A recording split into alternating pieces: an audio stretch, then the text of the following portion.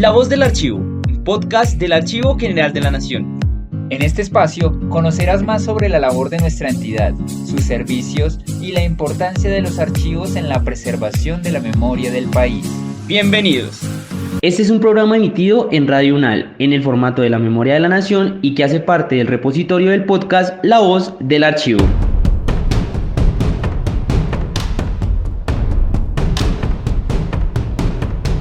Hoy, con motivo de la conmemoración del 20 de julio, tenemos un programa con cierto toque de polémica, porque vamos a cuestionar esta conmemoración y a ponerla en sus reales proporciones históricas. Quiero saludar a mi compañero Jorge Coti. Hola Mario, ¿cómo vas? Y sí, tu introducción suena a polémica, porque desde que estamos pequeños nos enseñan en el colegio que el 20 de julio de 1810 es la fecha en que comienza el proceso independentista de Colombia. Sin embargo, cuando uno crece, y por ejemplo en mi caso terminé estudiando historia, uno aprende que, por ejemplo, las llamadas actas de independencia o las juntas de gobierno autónomas en otros lugares del país ocurrieron mucho antes que en Santa Fe.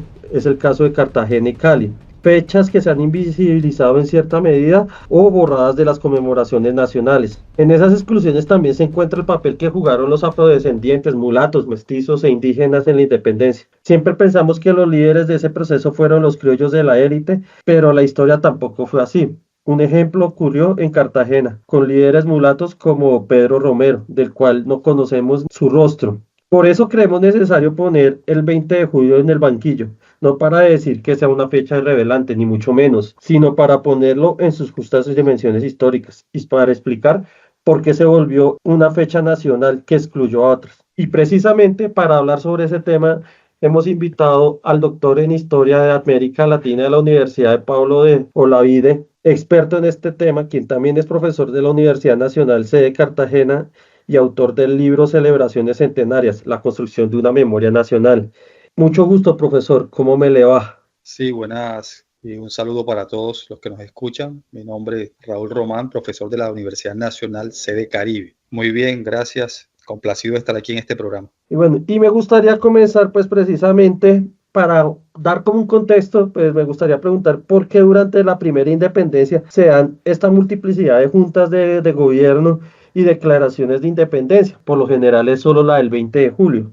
Yo creo que hay que terminar aclarando y acudiendo también a una vieja visión de la historia que tiene que ver precisamente con lo que algunos han llamado el famoso vacío de poder, que corresponde con la apresión o apresamiento de Fernando VII, el rey de España, por parte de Napoleón. Eso implicó que Francia, en ese proceso de expansión imperial en el que se toma bajo su control Madrid, pusiera, digamos, en jaque y en una especie de limbo administrativo a las colonias americanas, y que en este caso las colonias tomaran sus élites y algunos otros actores negros mulatos, con conciencia de ese vacío de poder o la ausencia del rey, tomaran algunas determinaciones frente a ese intento de Francia también de extender sus lazos de dominio en América. Entonces ahí ocurren las famosas juras al rey, que son juras de lealtad al rey y rechazo a cualquier intento de dominación francesa, digamos, una demostración de lealtad a España. Y ahí se configuran esas juras y se configuran también unas juntas de gobierno. Algunas de estas juntas se mantienen leal a España y otras, o en medio de conflictos y tensiones con los virreinatos, digamos, y algunas ciudades deciden crear juntas de gobierno con un nivel de autonomía de los virreinatos en ese contexto de vacío de poder. Y esas juntas de gobierno proliferan en algunos países hoy pues importantes, o en algunos virreinatos.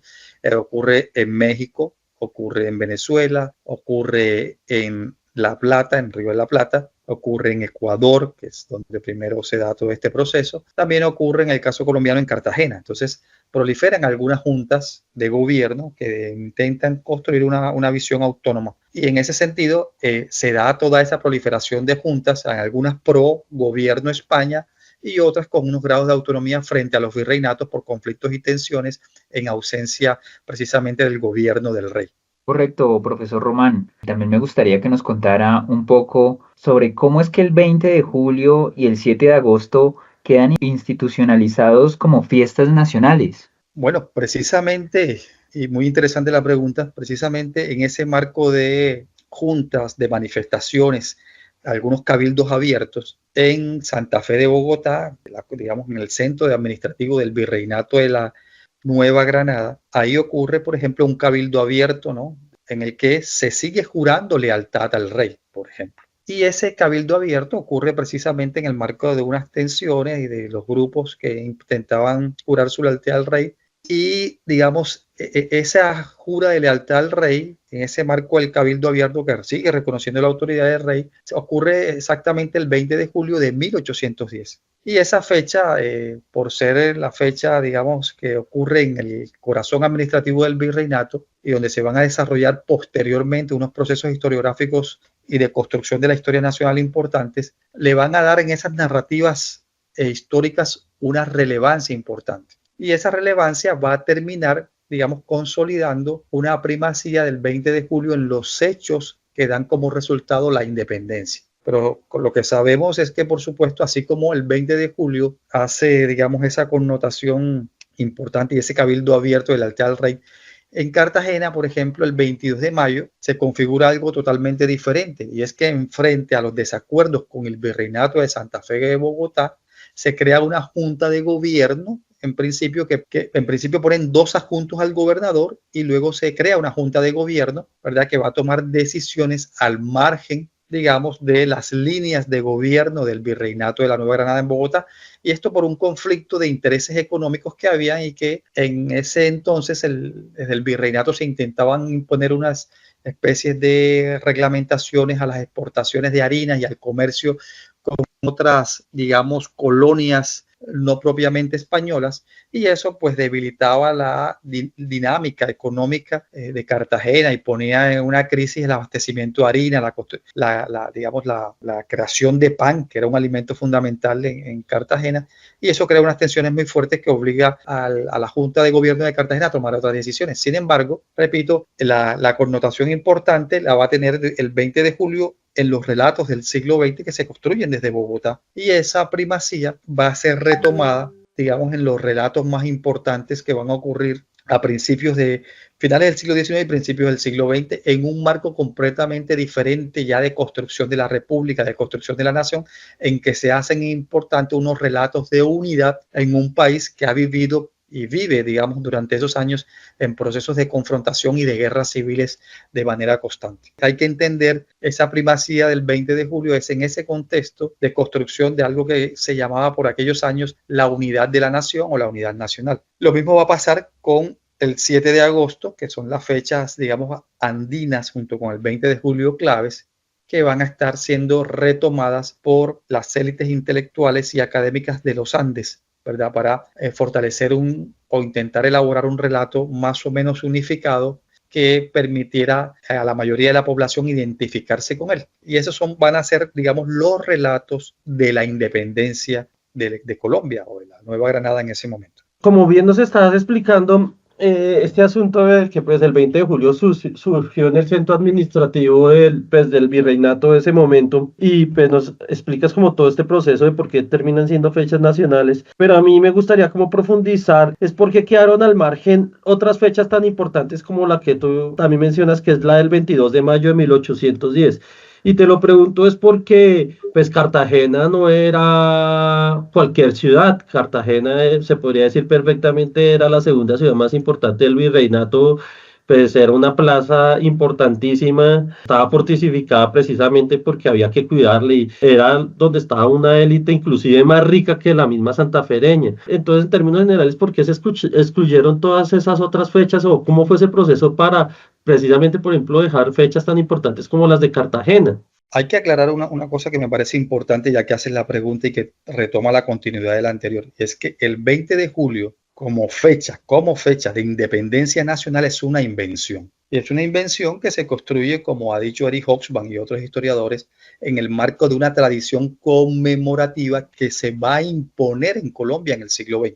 Se inventa por unas necesidades políticas, ¿cierto? ¿Cuándo ocurre esa invención? Prácticamente ocurre de manera contundente durante el gobierno de Rafael Reyes, a partir de una ley en el año de 1907. Reyes acaba de experimentar coger el gobierno posguerra de los 1000 días, lo que implicó una destrucción profunda y una desunión y una fragmentación del país. Acaba de ocurrir también los sucesos de Panamá, y 10 años antes de ocurrir lo de Panamá, ocurrió también una cosa que ha sido muy olvidada en la historiografía colombiana, y es la pérdida de la costa de los Misquitos y la amenaza de Nicaragua a las posesiones de Colombia en el archipiélago, en lo que es hoy el archipiélago de San Andrés, Providencia y Santa Catalina. Nicaragua, que también está en ese proceso de formación del Estado-Nación y está definiendo su territorio, toma de hecho las Islas del Maíz, la costa de la Mosquitia, Bluefields, que Colombia reclamó durante todo el siglo XIX para sí. Entonces ahí ocurren unos hechos que amenazan la soberanía nacional, que se crea esa guerra atroz. Eso ocurre en 1894, viene la guerra luego de 1899 y luego viene 1903, que es Panamá, y luego vienen las amenazas separatistas de la costa del Cauca, siguiendo un poco el tema de Panamá. Y lo que encuentra entonces Rafael Reyes es un país desvertebrado, amenazado por la desintegración territorial, ¿verdad? Con una frágil soberanía. Y en ese momento es importante construir un pasado común con el cual se identifique la población colombiana, porque lo que hay que hacer es redefinir el proyecto de nación. Y lo que está haciendo Reyes precisamente cuando hace toda esa cantidad de reformas, por un lado divide los departamentos, los fragmenta y los pone en departamentos más débiles y crea nuevas lealtades locales. También está intentando construir ese pasado común, tratar de darle unidad y de alguna manera crear un sentimiento de identidad de la población. Y por eso acude a un acto de construcción simbólica como es la creación del 20 de julio, que acompaña, hay que decirlo, otro acto simbólico importante como es esa creación del himno nacional, la bandera y el escudo, que casi que de manera conjunta, aunque son piezas fundamentales de la construcción simbólica del siglo XIX de la nación colombiana, van a ir tomando fuerza en el siglo XX, así como el 20 de julio. Entonces, con esa ley, digamos, para que quedemos claros en cómo se inventa el 20 de julio, con esa ley que dice que a partir de 1908 se va a celebrar el 20 de julio como Día de la Independencia Nacional, empieza todos los años a crearse una conmemoración. Y esa conmemoración va a empezar ¿cuándo? A partir de los 100 años de celebración del 20 de julio. Entonces, ese primer año de celebración del 20 de julio, esos primeros 100 años, esa celebración centenaria del 20 de julio, va a tomar una dimensión extraordinaria y por lo tanto es en el marco de esas conmemoraciones centenarias, especialmente la del 20 de julio, que se va a imponer la fecha del 20 de julio como fecha fundacional. A esto le acompaña, por supuesto, todo un ritual simbólico, ¿verdad? Y una construcción de la tradición que toma como elemento principal la enseñanza escolar. Es decir, el 20 de julio se pide por parte de la Junta que organiza la conmemoración del 20 de julio que todos los colegios salgan a rendir homenaje a los héroes de la patria. Por otro lado, se hace un discurso desde el gobierno nacional donde el 20 de julio aparece como la fecha inicial de la independencia de Colombia. Y por el otro lado, se crea el texto escolar que va a ser utilizado en la enseñanza escolar, que gana el concurso, que es el texto de Novia Rubla, que potencia, aunque lo discute, ¿no? Aunque lo discute, pero potencia y centra la actuación del 20 de julio como fecha de independencia nacional. Y a partir de ese momento, todos los años se va a celebrar sistemáticamente el 20 de julio como fecha de independencia nacional. Esa celebración anual con los desfiles, con la aparición del espacio público, de los discursos, de los héroes, lo que va a estar haciendo, digamos, durante estos años, durante los primeros 10 años, es un disciplinamiento de la memoria patriótica del país, un disciplinamiento de la memoria social. El país, por eso tú decías, cuando yo era niño, que te preguntaban ¿cuándo es el Día de la Independencia Nacional? Y sin leer libros, tú prácticamente sabes que es el 20 de julio, sin leer ni un libro, porque te lo enseñan, te educan la memoria, te disciplinan la memoria para que interpretes y entiendas esas fechas como tales, como fechas patrióticas y de la independencia. Claro, eso supuso, ¿verdad? Esta gran magnificación del 20 de julio supuso, por supuesto, que otras fechas no se escogieran como fechas fundamentales de la independencia de Colombia. Por eso en Cartagena, cuando el gobierno dice que celebra y la Junta del Centenario de la Independencia del 20 de julio dice que todas las gobernaciones y alcaldías tienen que celebrar en sus departamentos y sus ciudades capitales el 20 de julio, en Cartagena se oponen y hay un gran debate en líneas contestatarias, los cartageneros diciendo que el 20 de julio no significó nada, sino fue el reconocimiento de Fernando VII, mientras que el 11 de noviembre en Cartagena sí se tomó la decisión definitiva de apartarse del gobierno de España y crear una independencia absoluta. Por eso los cartageneros reclamaban en ese momento que el 11 de noviembre era la fecha de la independencia. Pero también los cartageneros, aunque alegaban, por ejemplo, la fecha del 22 de mayo y la del 14 de junio en que se expulsa definitivamente al gobernador, que esas fechas eran antecedentes mucho más importantes que los del 20 de julio en Bogotá y que por lo tanto se había que atribuir una fecha, el inicio de la independencia, eso era en Cartagena, en las fechas del 22 de mayo y el 20 de julio.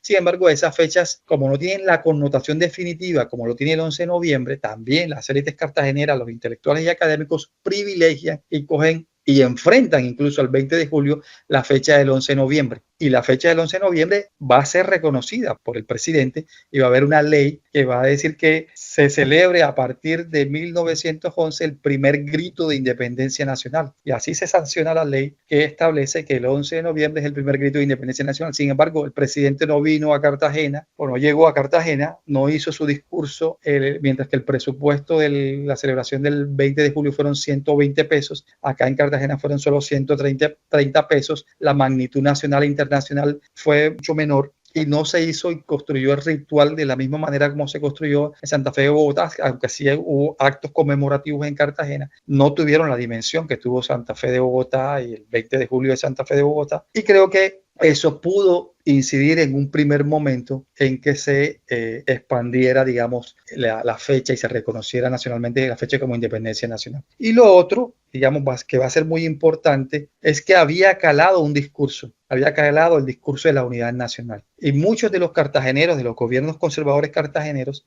siguiendo la directriz de los gobiernos conservadores, celebraban con entusiasmo el 20 de julio, sacaban a los chicos de las escuelas y ya, por ejemplo, en 1916, el secretario de Instrucción Pública, apellido Irizarry en Cartagena, le manda una carta al ministro de Instrucción Pública diciéndole, bueno, acá donde no conocemos lo que ha ocurrido en aquellas tierras altas, he logrado que los estudiantes del departamento, por lo menos en número de 2000, participen activamente en la conmemoración del 20 de julio y desfilen por las calles de la ciudad de Cartagena. Esto siquiera para ir construyendo los lazos de identidad entre estas dos regiones que están separadas por las montañas. Es decir, ya hay una conciencia también allí de construir una unidad nacional. Y eso no fue fácil. Hubo múltiples rechazos a las imposiciones del 20 de julio. En el archipiélago de San Andrés, para la misma fecha, por ejemplo, Simon Howard rechaza la celebración del 7 de agosto y del 20 de julio que se aproximan, porque dice que estas fechas se están dando y conmemorando por unos actores que son traidores de la patria y que quieren vender parte del archipiélago a Estados Unidos.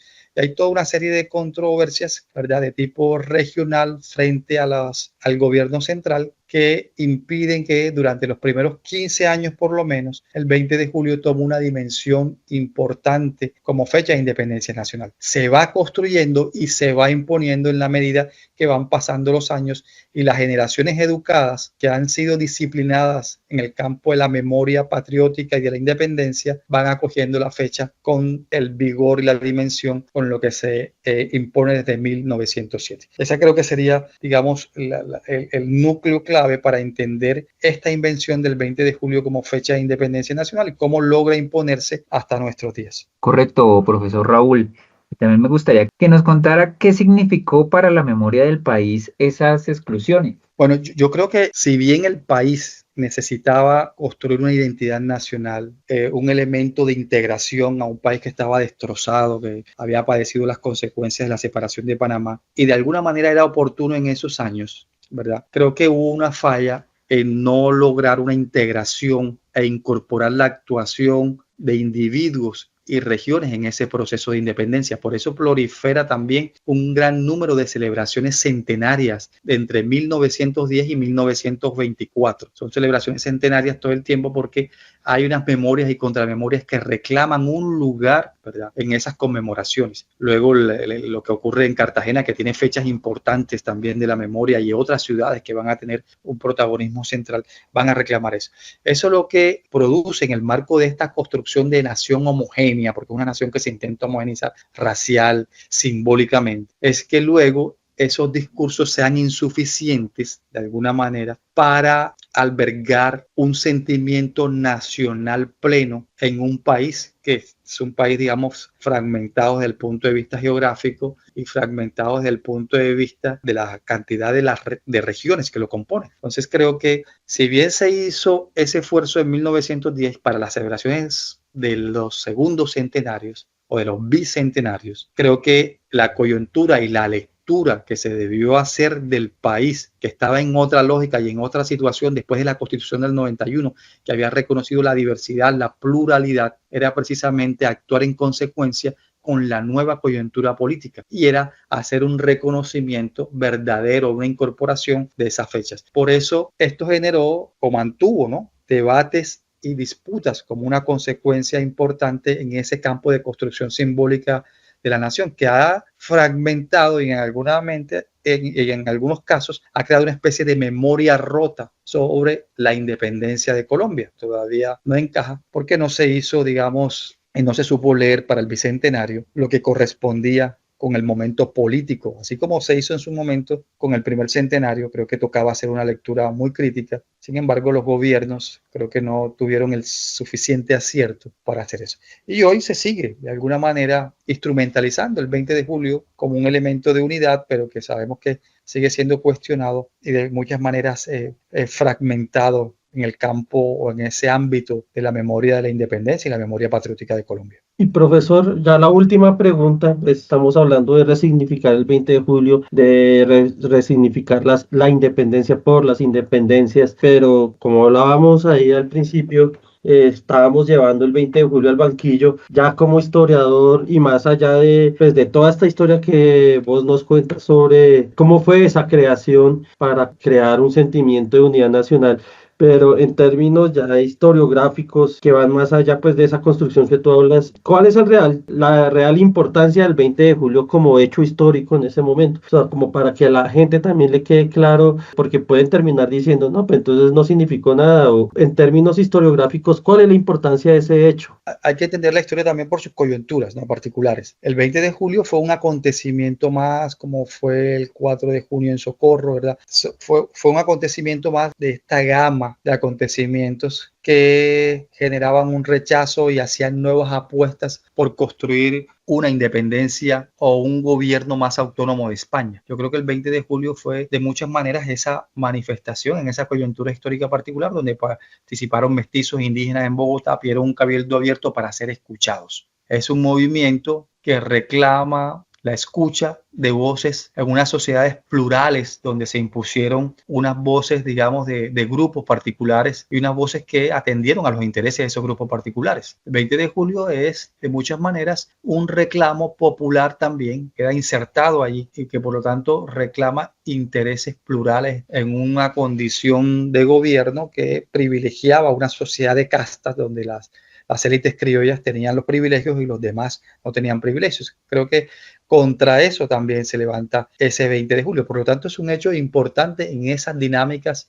y que contribuye, por supuesto, a la independencia y a formar una conciencia de los intereses de otras clases sociales y de lo americano en ese marco grande de las independencias y sobre todo en esa primera etapa de las independencias que va entre el 10 y el 15, 16 prácticamente. Ahí es importante y tiene una actuación importante el 20 de julio. Después vendría una etapa mucho más guerrera en la que ya sí es expulsado definitivamente el poder español. Entonces, resignificar eso, el 20 de julio y resignificar los otros acontecimientos y fechas, necesariamente necesita rebautizar, digamos, reentender el proceso de independencia. Pero además, yo digo teniendo presente la coyuntura, porque es que la memoria de la independencia es importante, pero nosotros hemos vivido en el siglo XIX y en el siglo XX una memoria que es tremendamente importante, que es la memoria de la violencia, que se ha ido imponiendo y ha puesto en duda y en jaque esa memoria de la independencia y se ha vuelto como la memoria más importante, recordar para no volver a incurrir en esto. Entonces yo creo que ahí hay unas disputas y una fragmentación de la memoria de la nación colombiana. Es decir, la memoria colombiana está en un debate muy fuerte entre lo que se ha construido desde el punto de vista político de la instauración de la república y lo que significa la república a partir de los derechos de la ciudadanía y todo eso, frente a lo que no se logró y a lo que se impuso en términos de violencia, a lo que se impuso en otros términos, digamos que de alguna manera llevaron al naufragio de todos esos anhelos republicanos de libertad, igualdad y solidaridad. Entonces hay que sopesar todo eso en esta coyuntura para no, digamos, no ser coherentes con la situación que vive Colombia y las necesidades simbólicas y de memoria que tiene en este momento. Correcto, profesor Raúl. No, ya no me queda más que darle las gracias por haber participado en este programa del día de hoy. No, con mucho gusto, y espero que el 20 de julio ojalá sirviera de unidad nacional de verdad. Se necesita la unidad del país, se sigue necesitando como hace 120 años en que se pregonaba esta idea. Por supuesto, es lo que todos deseamos y también esperamos. De esta manera llegamos al final de este episodio en La Memoria de la Nación, un programa realizado por el Archivo General de la Nación y transmitido a través de Radio UNAL.